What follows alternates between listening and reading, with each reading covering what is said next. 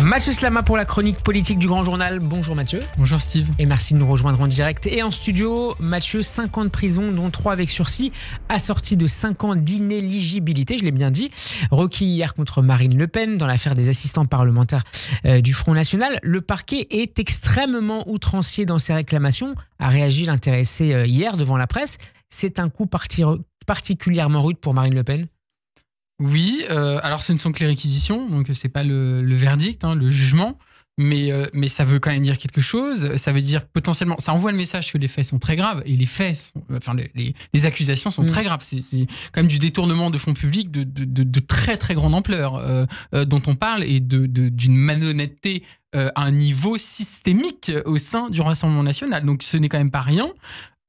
Techniquement, il y a quand même une chose à dire, c'est que évidemment, Jordan Bardella n'est pas concerné, donc potentiellement il sera on va dire la personnalité de rechange pour l'Assemblée nationale si jamais les accusations, le verdict confirmé ces réquisitions. Vous voulez dire que tout le monde se prépare, notamment au sein du RN, à ce que potentiellement Marine Le Pen ne puisse pas représenter son parti à la prochaine présidentielle. Ça peut potentiellement être entre guillemets l'occasion du transfert du leadership définitif, mais d'autre part, si Marine Le Pen fait appel, il est possible aussi que ça soit la décision définitive de justice soit après 2027. Donc j'ai envie de dire pour l'instant, sur les conséquences politiques, on est encore un peu au flou.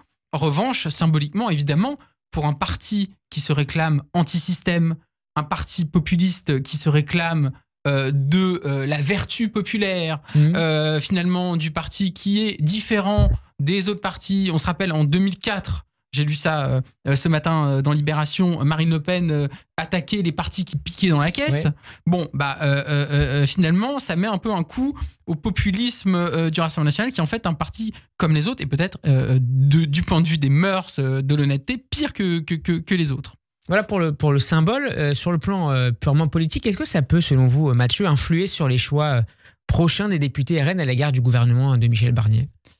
Je sais pas, parce que au fond, on voit bien que la stratégie de défense, c'est de crier au scandale. La justice nous attaque parce qu'on est le Rassemblement national, parce qu'on est à 2 doigts d'accéder au pouvoir. Donc il y a tout ce discours presque complotiste, qui est en gros, on nous cible parce qu'on est le Rassemblement national. La justice veut nous faire tomber. Il veut remplacer le choix du peuple, finalement. Voilà. C'est aussi le message sous-jacent. Moi, ça m'amuse beaucoup, Steve, d'entendre l'extrême droite, le Rassemblement national, crier comme ça à l'extrême sévérité de la justice, quand les mêmes passent leur temps à dire que la justice est trop laxiste, qu'il faut des peines beaucoup plus sévères, notamment contre les délinquants, notamment dans les banlieues, contre les émeutiers, contre ceux qui font du vol, contre ceux qui trafiquent de la drogue, etc., etc.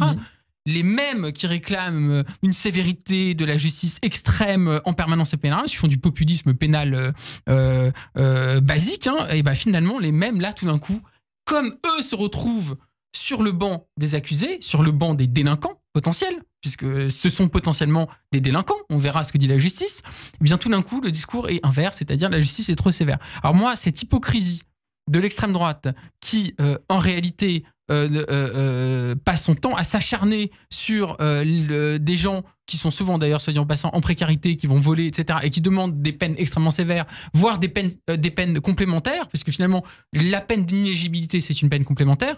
Eux réclament constamment des peines complémentaires, par exemple, contre les familles de délinquants.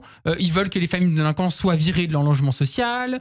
Ils veulent que les étrangers qui ont commis des délits ou des crimes soient expulsés, etc. Donc des peines complémentaires. Et eux-mêmes qui fassent maintenant l'objet potentiellement d'une peine complémentaire. Pour vous, c'est le retour du boomerang. C'est le retour du boomerang, mais surtout, ça montre l'incroyable hypocrisie de ces gens-là, notamment en matière judiciaire et pénale. Voilà, je trouve important de le dire. Sujet dans l'actualité qui a attiré votre regard, Mathieu, cet après-midi, ce sont les félicitations du ministre français de la fonction publique, Guillaume Kasbarian, adressé à Elon Musk, nommé par Donald Trump, je cite, à la tête d'un ministère de l'efficacité gouvernementale pour démanteler la bureaucratie gouvernementale, c'est le titre officiel.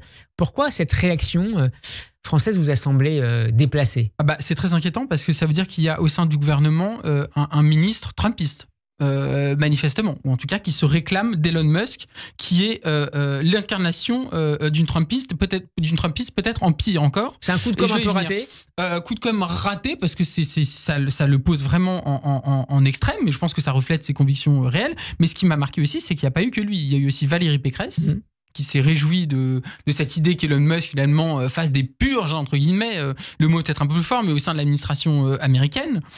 Et il y a eu d'autres personnalités de droite comme Éric Ciotti. Alors Éric Ciotti maintenant est plutôt à l'extrême droite, mais voilà, moi ça m'a beaucoup intéressé parce que, et ça m'a un peu effrayé, parce que Elon Musk est une personnalité qui est pas polémique, c'est une personnalité qui est très dangereuse. C'est une personne qui, avec Twitter, en détenant Twitter, a libéré la parole raciste, la parole xénophobe, la parole transphobe, la parole homophobe. Bref, il n'y a plus aucune modération sur son compte, sur Twitter, sur son réseau social, sur X, voilà.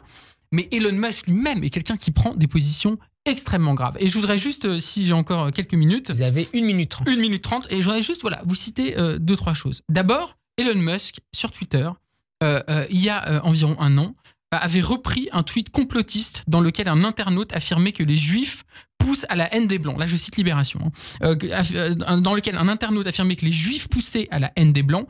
Et Elon Musk a répondu à cela, vous avez dit la vérité. Ce qui avait créé une énorme polémique et ça l'avait conduit à rencontrer des responsables israéliens par la suite, notamment, je crois, Benjamin Netanyahou. Voilà, mais ça, c'est inadmissible, c'est inacceptable, c'est de l'antisémitisme. Ensuite, Elon Musk relaie, là je cite Le Monde, relaie des sous-entendus antisémites à l'encontre de George Soros, voilà, qui est aussi la bête noire de Viktor Orban. Donc, il avait aussi défendu Alain Soral quand celui-ci avait été condamné en Suisse pour avoir traité, je ne dirais pas l'insulte, parce qu'elle est atroce, une journaliste.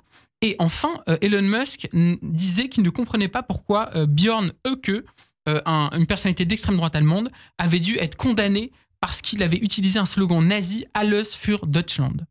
Voilà qui est Elon Musk. C'est une personnalité qui est extrêmement dangereuse, qui tient des propos inadmissibles, et voir que la droite française, que des gens même au sein du gouvernement défendent une telle personne, une telle personnalité, je trouve que ça doit nous inquiéter sur la pente là qu'on est tous en train de prendre et qui est en train de prendre notre démocratie.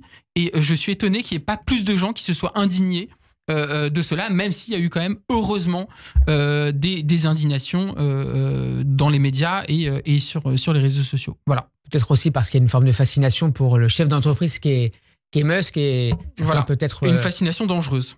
Merci beaucoup Mathieu Slama d'avoir été avec nous. On peut vous réécouter sur radioj.fr et vous retrouver en vidéo sur YouTube. Bon après-midi et à jeudi prochain.